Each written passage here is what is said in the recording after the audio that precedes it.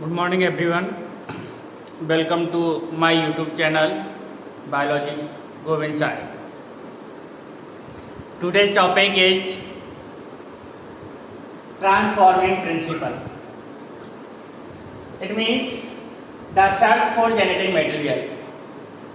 Genetic material की searching यानी proof कैसे हुआ कि जेनेटिक मटेरियल डीएनए ही है, आरएनए भी है बट प्रोटीन नहीं है। कन्फ्यूजन इसी बात पर था कि जेनेटिक मटेरियल प्रोटीन्स है या डीएनए या आरएनए। यानी मेन जो वर्चस्व की लड़ाई थी वो प्रोटीन और nucleic acid DNA and RNA के बीच थी, और फाइनली जीत किसकी हुई? Genetic material DNA and RNA की। कुछ प्लांट वायरसेज रहते हैं जिनमें आरएनए भी जेनेटिक मटेरियल के रूप में पाया जाता है, बट मोस्टली ऑर्गेनिज्म में जेनेटिक मटेरियल्स कौन होता है? डीएनए। तो ये डीएनए की कहानी या स्टोरी तो हमने पिछले वीडियोज में पढ़ चुके हैं, उसका लिंक भी आपको डिस्क्रिप्शन में मिल जाएगा, आई कार्ड में भी डाल दूंगा मैं। यानी कंप्लीटली हम डीएनए की स्ट्रक्चर पढ़ चुके हैं, एक पूरी डीएनए की जो चैन है पॉलीन्यूक्लियोटाइड चैन, उसके बारे में भी हम पढ़ चुके हैं। तो ये किस प्रकार से प्रूफ हुआ कि जेनेटिक मटेरियल एक्चुअली में कौन है? डीएनए। तो इसी के बारे में एक फेमस एक्सपेरिमेंट की पूरी एक सीरीज ग्रिफिथ ने 1928 में प्रपोज की थी। उन्होंने डिप्लोकोकस, जिसको स्ट्रेप्टोकोकस निमोनी बैक्टीरिया, जो कि निमोनिया डिजीज के लिए रेस्पॉन्सिबल है, इस पर एक्सपेरिमेंट की एक सीरीज कंडक्ट की और ये प्रूव किया उन्होंने कि कोई सब्सटेंस है जो कि एक जनरेशन से दूसरी जनरेशन, यानी किसी जनरेशन्स में या तो ये ट्रांसफ़र करेगा बैक्टीरिया को ही, उसकी ट्रांसफॉर्मिंग करेगा उसके एक स्ट्रेन से दूसरे स्ट्रेन में। ये हिस्ट्री कहाँ से स्टार्ट हुई थोड़ा सा मैं बैक बता देता हूँ आप लोगों को कि पहले फ्रेडरिक मिशन ने 1869, जितना दिख रहा है उतने से काम चल जाएगा, फ्रेडरिक मिशन ने न्यूक्लिन की डिस्कवरी कर ली थी। ये 1859 की बात है, 1869 की। मेंडल एक्सपेरिमेंट 1856-63 में हो गए थे। सटन बॉवेरी का जो थ्योरी थी वो 1902 में कंप्लीट हो गई थी। और टीएच मॉर्गन, ये एक्सपेरिमेंटल जेनेटिक्स के जो फादर है, इनका वर्क भी 1910 में हो गया था। इसके बाद ये एक्सपेरिमेंट हुआ 1920, यानी ये स्टेप बाय स्टेप इन जो एक्सपेरिमेंट है इनसे इस बात का पता तो चल ही गया था कि कोई ना कोई सब्सटेंस तो है जो हेरिडिटी कैरेक्टर्स को ट्रांसफर करता है। जीन का कॉन्सेप्ट यहाँ से आ गया था, क्रोमोसोमल थ्योरी यहाँ पर आ गई थी। अब तो बस इस बात को प्रूव करना था कि ये डीएनए, आरएनए, प्रोटीन, इनमें से एक्चुअली में ऐसा वो सब्सटेंस कौन सा है जो इन सब के लिए रेस्पॉन्सिबल है। तो इनके लिए ही ये एक्सपेरिमेंट्स किए गए थे। तो आज हम जो डिस्कशन करेंगे वो ग्रिफिथ एक्सपेरिमेंट को डिस्कशन करेंगे। ये साइंसेज जिनके बारे में हम पहले डिटेल से पढ़ चुके हैं, Mendel, Griffith, Sutton Boveri, TH Morgan, है ना। मेंडल और मॉर्गन दोनों एम से स्टार्ट होते हैं, लेकिन दोनों का काफ़ी योगदान है ना इस जेनेटिक्स में। आधुनिक जेनेटिक्स के फादर मॉर्गन कहलाते हैं और जेनेटिक्स के फादर मेंडल कहलाते हैं। तो क्या है एक्सपेरिमेंट? इस एक्सपेरिमेंट का नाम है ट्रांसफॉर्मिंग प्रिंसिपल। ट्रांसफॉर्मिंग का मतलब होता है किसी में चेंज होना। इसमें ऐसा ही होता है। जो एफ ग्रिफिथ थे उन्होंने एक्सपेरिमेंट किया था स्ट्रेप्टोकोकस निमोनी बैक्टीरिया पर, इन्होंने एक्सपेरिमेंट किया था 1928 में। फ्रेडरिक ग्रिफिथ एक्सपेरिमेंट भी ये कहलाता है, और एक्सपेरिमेंट की पूरी एक सीरीज थी, है ना। यानी एक एक्सपेरिमेंट से इनका रिजल्ट नहीं निकला, रिजल्ट एक्सपेरिमेंट 1 हुआ, फिर 2 हुआ, फिर 3 हुआ, फिर 4 हुआ। इस प्रकार से एक्सपेरिमेंट की पूरी एक सीरीज कंडक्ट की। तो 1 by 1 पॉइंट देखते हैं। In 1928 Frederick Griffith in a series of experiment with streptococcus pneumoniae, इस बात का ध्यान रहे इन्होंने जो एक्सपेरिमेंट किया था वो बैक्टीरिया पर किया था। क्या नाम था उसका? स्ट्रेप्टोकोकस निमोनी, जो कि निमोनिया डिजीज के लिए रेस्पॉन्सिबल है। स्ट्रेप्टोकोकस निमोनी, आपको इसका नाम किसी बुक्स के अंदर डिप्लोकोकस निमोनी भी मिल सकता है, कंफ्यूज नहीं होना है आप लोगों को। ये ऑब्जर्व, इन्होंने क्या ऑब्जर्व किया था ग्रिफिथ ने कि एक लिविंग जो बैक्टीरिया है वो फिजिकल फॉर्म में चेंज हो जाता है। एक्सपेरिमेंट जब हम आगे पढ़ेंगे, जब आप लोगों को पता चलेगा, जो AR स्ट्रेन बैक्टीरिया है, यहाँ हम बैक्टीरिया की 2 स्ट्रेन पर डिस्कशन करेंगे। प्लांट में हम स्ट्रेन की जगह कौन सा वर्ड यूज में लेते हैं, कमेंट बॉक्स में लिख के बताना जरूर। वैरायटी, है ना, यानी प्लांट में हम वैरायटी शब्द यूज में लेते हैं और यहाँ पर हम कौन सा शब्द यूज में ले रहे हैं, स्ट्रेन शब्द यूज में ले रहे हैं। तो यहाँ पर जो बैक्टीरिया पर स्ट्रेप्टोकोकस निमोनी जो बैक्टीरिया है उस पर ग्रिफिथ ने जो एक्सपेरिमेंट किया था, ग्रिफिथ ने स्ट्रेप्टोकोकस निमोनी बैक्टीरिया पर जो एक्सपेरिमेंट किया था, उनमें एक जो बैक्टीरिया है वो अपने फिजिकल फॉर्म में चेंज हो जाता है दूसरे बैक्टीरिया के कारण। इसलिए इस एक्सपेरिमेंट को क्या कहा जाता है, ट्रांसफॉर्मिंग प्रिंसिपल।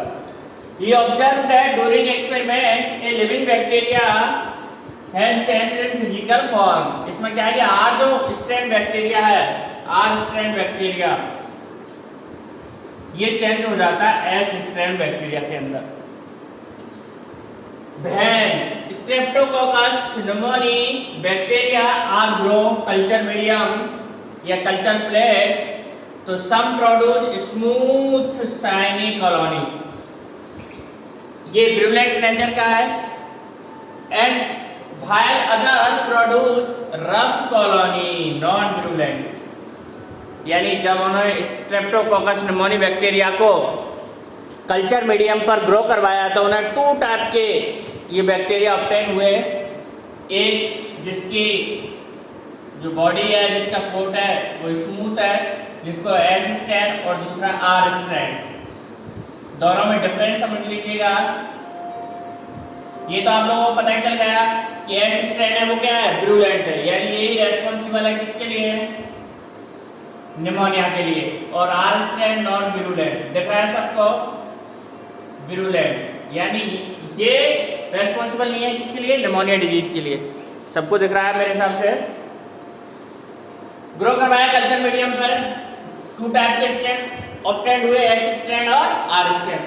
S स्ट्रैंड है, ये विरुलेंट है, इट मींस ये निमोनिया डिजीज के लिए रेस्पॉन्सिबल है। इससे इन्फेक्टेड ऑर्गेनिज्म में निमोनिया बीमारी हो जाती है। जबकि R स्ट्रैंड बैक्टीरिया है, ये नॉन विरुलेंट है, यानी इससे इन्फेक्टेड ऑर्गेनिज्म के अंदर डिजीज नहीं होती है।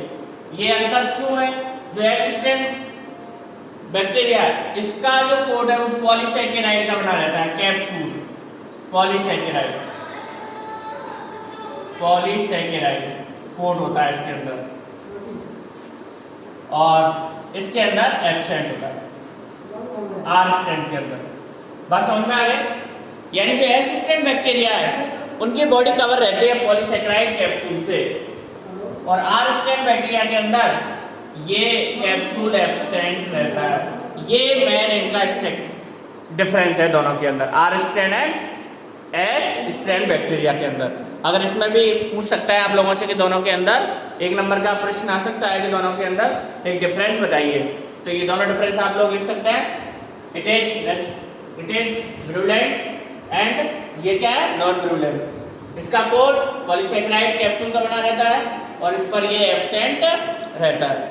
तो 2 टाइप्स के कल्चर मीडियम पर स्ट्रैंड प्राप्त हो गए, R strand and S strand, दोनों प्रकार की कॉलोनी। ग्रिफिथ ने अपने एक्सपेरिमेंट किस पर किए थे, स्ट्रेप्टोकोकस निमोनी को किसमें इंजेक्ट करवाया था, माइस, चूहे, है ना। तो इन्होंने एक पूरी सीरीज की थी और 1 बाय 1 इन्होंने स्टेप बाय स्टेप एक्सपेरिमेंट किए मेंडल की तरह, है ना। मेंडल को कोई जल्दी नहीं थी किसी एक्सपेरिमेंट का रिजल्ट लाने की, और तभी वो इतने महान साइंटिस्ट बन पाए। तो आप लोग भी जब पढ़ाई करें तो स्टेप बाय स्टेप करें, स्लो करें, लेकिन अच्छे से और समझ के करें। क्या इनका एक्सपेरिमेंट था, इन्होंने माइस यानी चूहे पर एक्सपेरिमेंट किया था।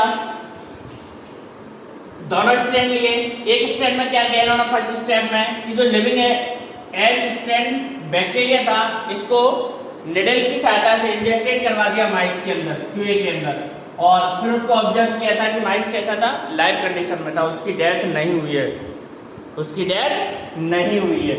फिर लिविंग, अच्छा ये यहाँ मैं R स्ट्रैंड कर देता हूँ S की जगह, है ना, ये मिस्टेक हो गई थोड़ी सी।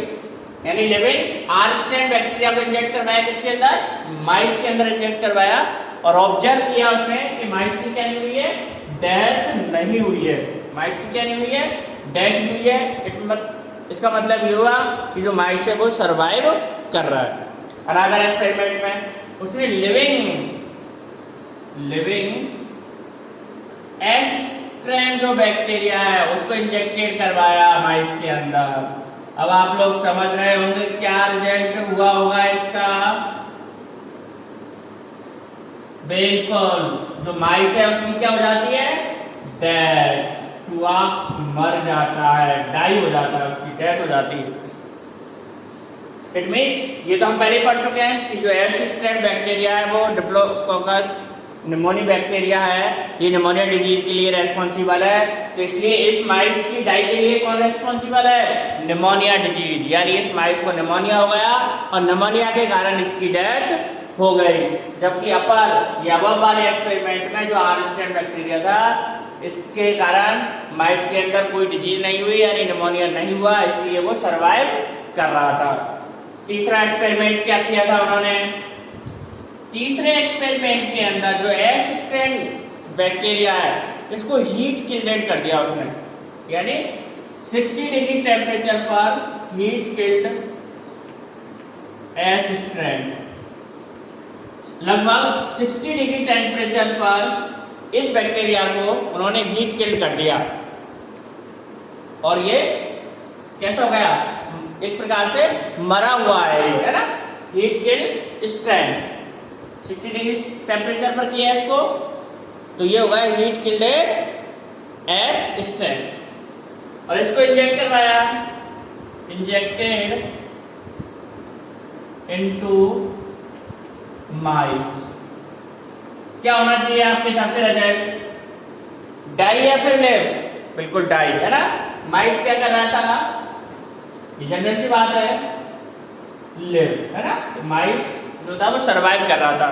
सोचते भी है भाई जब हम एस स्ट्रैंड को हमने हीट किल्ड कर दिया तो फिर उसको डिजीज होने से रही, उसको डिजीज होने से रही और वो सरवाइव कर रहा था। यहाँ तक क्लियर था, एक्सपेरिमेंट बढ़िया कर रहा था ग्रिफिथ को, यहाँ तक कोई प्रॉब्लम्स भी नहीं हुई थी। और सबसे सडनली जो उसको चौंकाने वाली बात, सबसे सरप्राइज जो उसका एक्सपेरिमेंट रहा था वो लास्ट वाला रहा था। उसने क्या किया है इसमें, ये जो हीट किल्डेड स्ट्रैंड था, हीट किल्डेड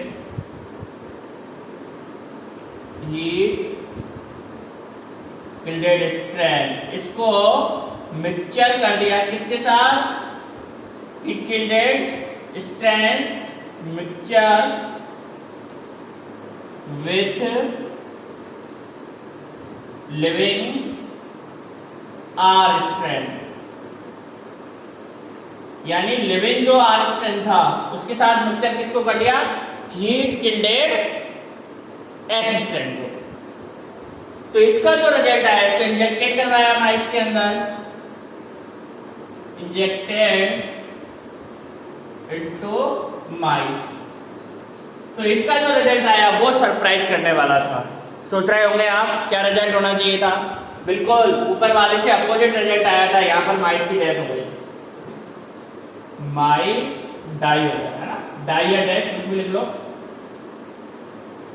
यहाँ पर चूहा डेथ हो गया ड्यू टू निमोनिया, निमोनिया के कारण।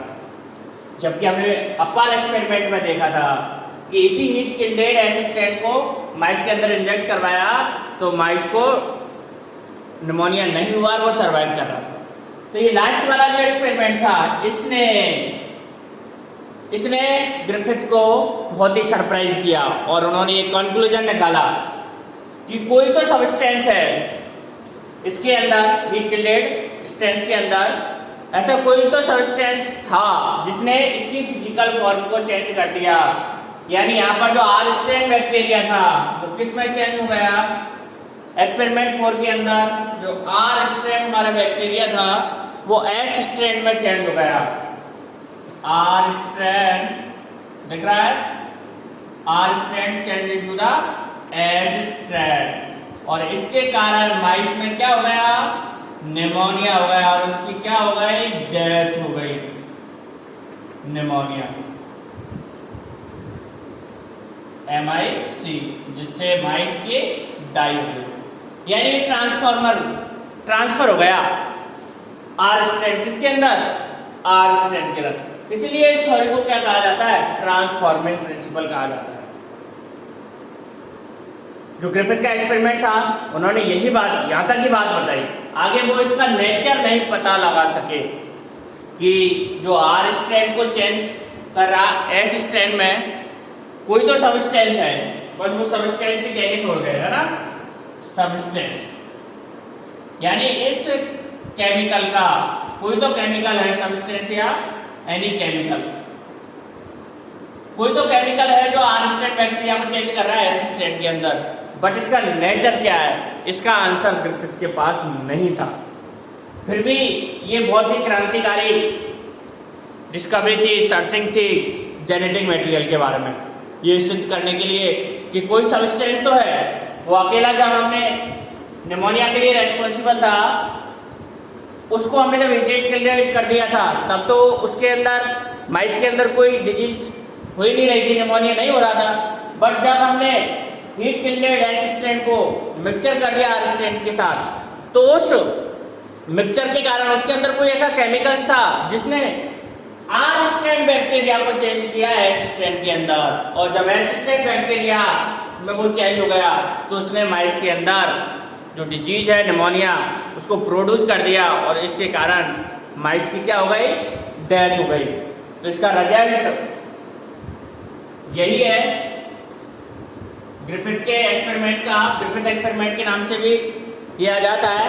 तो इसका रिजल्ट क्या हुआ, क्या कंक्लूजन निकाला इन्होंने कंक्लूजन निकाला कि ऐसा कोई तो केमिकल सबस्टेंस है जो R स्ट्रैंड को चेंज कर देता है S स्ट्रैंड के लिए, बट ये उसकी एक्सप्लेनेशन नहीं कर सके कि वो सबस्टेंस का नेचर क्या है।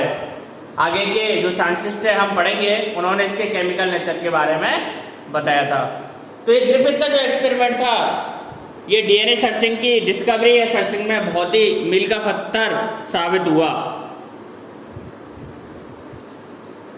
तो ये ग्रिफिथ एक्सपेरिमेंट है, सीधे आप आंसर इसी प्रकार से लिखेंगे, हेडिंग डालेंगे ट्रांसफॉर्मिंग प्रिंसिपल, इसकी जगह आप लिख दोगे यहाँ ग्रिफिथ एक्सपेरिमेंट, है ना, ग्रिफिथ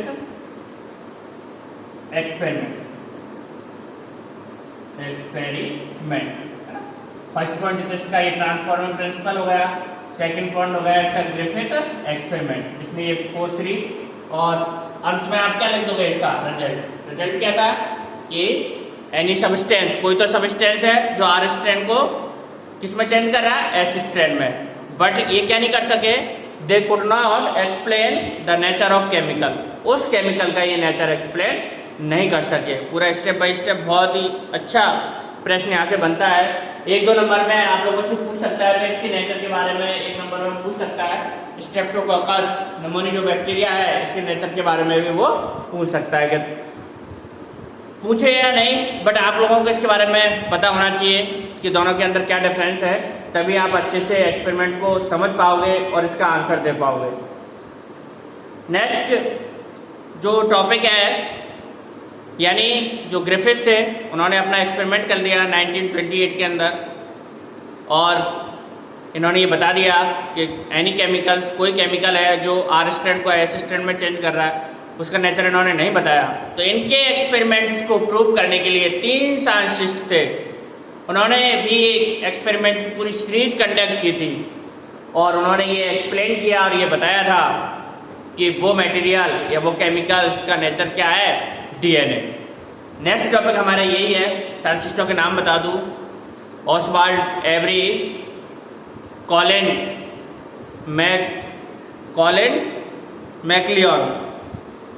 मैकलियोड, है ना, Oswald Avery, Colin McLeod, and तीसरे साइंटिस्ट थे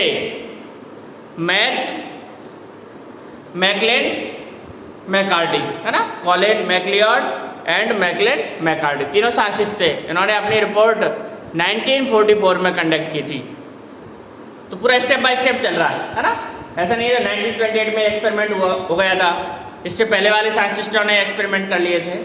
तो नेक्स्ट क्लास हमारी यही है, biochemical characteristics of A transforming principle, यानी ये जो ट्रांसफॉर्मिंग प्रिंसिपल था इसके जो केमिकल्स है उसका नेचर क्या है, उस बायोकेमिकल्स का कि वो कौन सा सब्सटेंस है। नेक्स्ट टॉपिक है अपना इसी में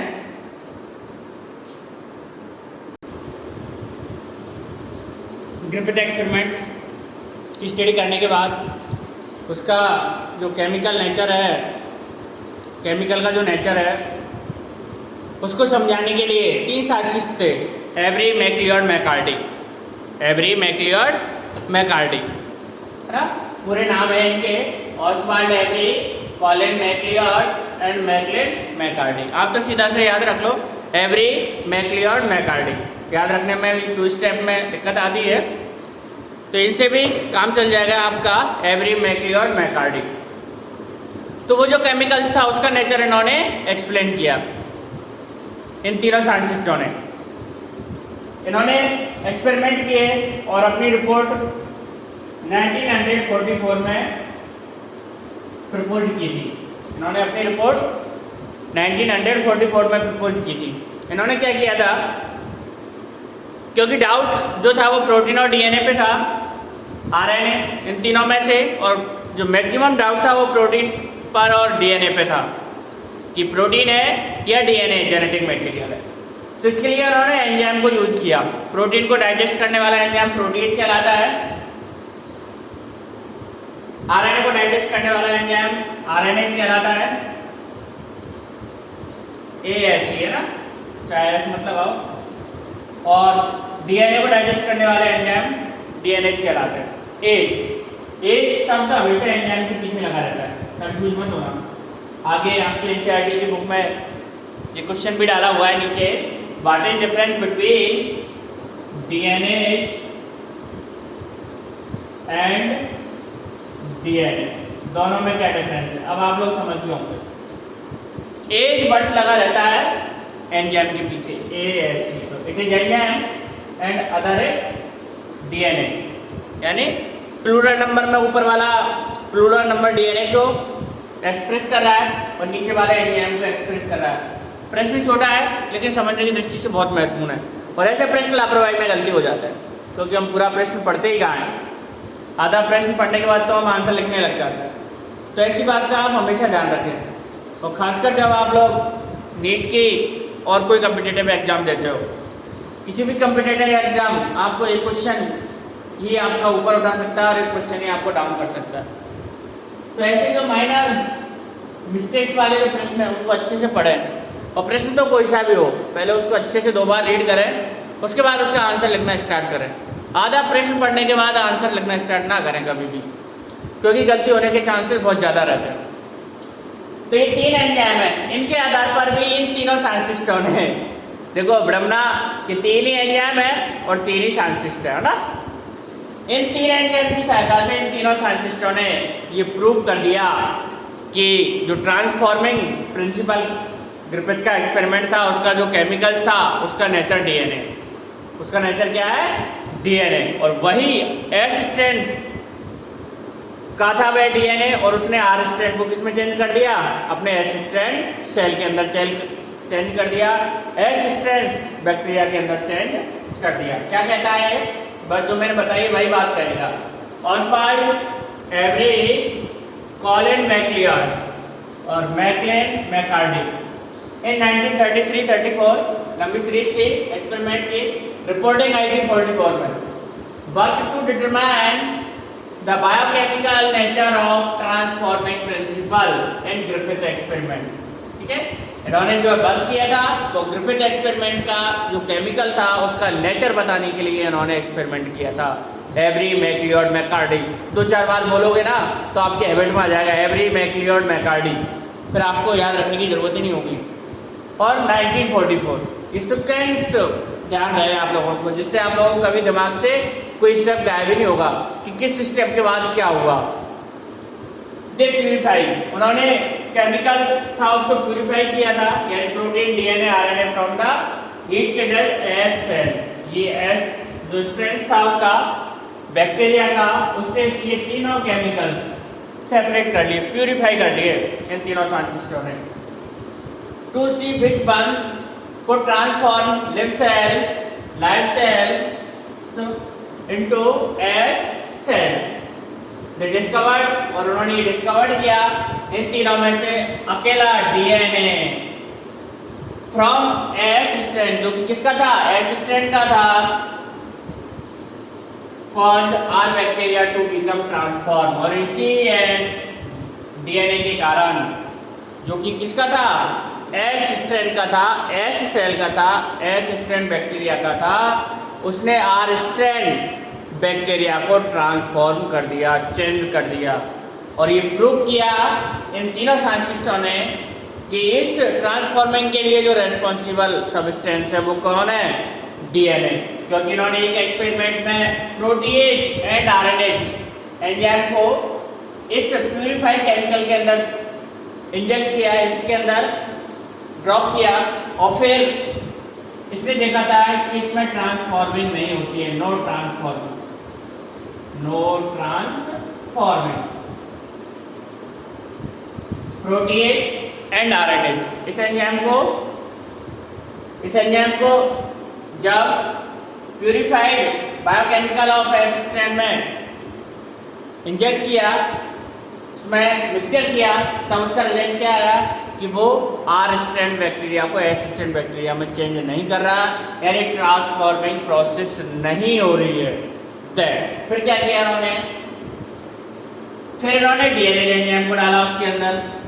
किसको डाला, डीएनए एंजाइम को डाला। और डीएनए एंजाइम को डालने के बाद आप लोग क्या देखोगे, डीएनए एंजाइम पर भी उन्होंने ऑब्जर्व किया है कि ये भी ट्रांसफॉर्मिंग को क्या कर रहा है, इनहिबिट कर रहा है, यानी ये भी स्टॉप कर रहा है ट्रांसफॉर्मिंग का।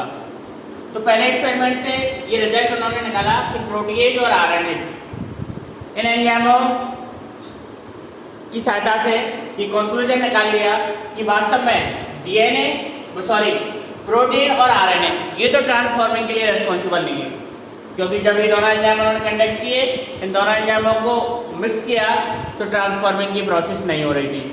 बाद में देखा था उन्होंने इन दोनों एंजाइमों को डाल करके, इन दोनों एंजाइमों के अलावा फिर डीएनए को यूज में किया, है ना, तो फिर ये भी इनहिबिट कर रहा था ट्रांसफॉर्मिंग की प्रोसेस को। इसने भी कौन सी प्रोसेस रोक दी, क्योंकि डीएनए एंजाइम डीएनए को डिस्ट्रॉय कर देगा, आरएनए एंजाइम आरएनए को डिस्ट्रॉय कर देगा, और प्रोटीन एंजाइम प्रोटीन को डिस्ट्रॉय कर देगा।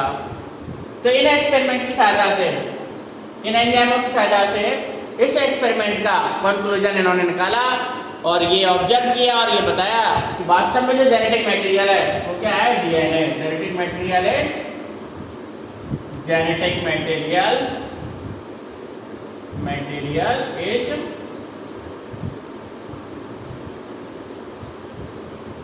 डीएनए। जेनेटिक मटेरियल कौन सा है, डीएनए। एक बार और रिपीट कर देता हूँ। जो ग्रिफिथ एक्सपेरिमेंट था उसका बायोकेमिकल्स था, उसका nature MacLeod McCarty and Avery MacLeod McCarty ने एक्सप्लेन किया। और इन्होंने एक्सप्लेन किया था कि जो ग्रिफिथ का केमिकल्स था उसका नेचर क्या है, डीएनए। इसके लिए इन्होंने 3 एंजाइम्स की हेल्प ली, प्रोटीएज, डीएनएज एंड आरएनए। उसमें भी इन्होंने क्या ऑब्जर्व किया कि प्रोटीएज और आरएनएज इन एंजाइम्स का ट्रांसफॉर्मिंग पर कोई प्रभाव नहीं पड़ रहा था, नो इफेक्ट, है ना। इनको डालो या नहीं डालो, है ना, ट्रांसफॉर्मिंग प्रोसेस पे बिल्कुल भी इफेक्ट नहीं पड़ रहा है ना। इन दोनों एंजाइमों को डाल दिया, है ना। अगर उसके अंदर आपने क्या नहीं डाला, डीएनए नहीं डाला, तो ट्रांसफॉर्मिंग हो रही थी। इन दोनों एंजाइमों को भी डाल दिया और उसके साथ क्या मिक्स किया आप लोगों ने, डीएनए को मिक्स कर लिया, तो डीएनए भी उसको क्या कर रहा है, ब्रेक डाउन कर रहा है डीएनए को, तो फिर भी ट्रांसफॉर्मिंग नहीं हो रही है। तो इससे इन्होंने ये निष्कर्ष निकाल लिया कि वास्तव में जो जेनेटिक मटेरियल है वो कौन है, डीएनए। क्योंकि ट्रांसफॉर्मिंग के प्रोसेस पर आरएनए और प्रोटीन, आरएनए एंड प्रोटीन इन दोनों एंजाइमों का कोई इफेक्ट नहीं कर रहा था, जबकि डीएनए एंजाइम इसको इनहिबिट कर रहा था, इसको स्टॉप कर रहा था, इस प्रोसेस को। हालांकि जो एवरी मैक्लियोड मैककार्डी का ये एक्सपेरिमेंट था, तो इनके साथ के जो बायोलॉजिस्ट थे उनको फिर भी ये बात ज़्यादा समझ में नहीं आई, और इसको कि जेनेटिक मटेरियल इज डीएनए, कि वास्तव में जो जेनेटिक मटेरियल है वो डीएनए है। इसको विद एक्सपेरिमेंटल और प्रूव किया था। नेक्स्ट जो एक्सपेरिमेंट है आर्सेंट चेचे का, उन्होंने 1952 में दिया था, और उस एक्सपेरिमेंट के बाद ये 100% प्रूव हो गया था कि जेनेटिक मटेरियल इज डीएनए, कि जेनेटिक मटेरियल ही कौन सा है, डीएनए। तो बच्चों ये ग्रिफिथ एक्सपेरिमेंट था, और ग्रिफिथ एक्सपेरिमेंट के केमिकल का नेचर क्या था, इसका सपोर्टिंग एक्सपेरिमेंट एवरी मैकली और मैकार्टी का था। दोनों एक्सपेरिमेंट बेहतर तरीके से समझाए हैं, आप लोगों को समझ में आ गए होंगे। सभी का धन्यवाद वीडियो देखने के लिए। वीडियो को लाइक ज़रूर कर दें, और जिन्होंने अभी तक चैनल को सब्सक्राइब नहीं किया है वो Balaji Govind Sai my YouTube channel को सब्सक्राइब कर दें। हाँ, और दूसरे स्टूडेंट्स को भी शेयर करें। कोरोना टाइम अभी ख़त्म नहीं हुआ है, बीमारी अभी किसी भी प्रकार से कम नहीं हुई है। वैक्सीन्स पर युद्ध स्तर पर काम चल रहा है, लेकिन अभी मार्केट में ऐसी कोई वैक्सीन्स नहीं आई है। स्पुतनिक फर्स्ट जो रसिया की वैक्सीन है, लेकिन वो आम लोगों तक अभी आने में पता नहीं कितना वक्त लगेगा। डील भारत की हो चुकी है, रक्षा मंत्री राजनाथ सिंह जी वहाँ गए थे अभी रसिया, फिर भी आम लोगों को अभी इंतज़ार करना पड़ेगा वैक्सीन का। आप लोगों का पुनः धन्यवाद।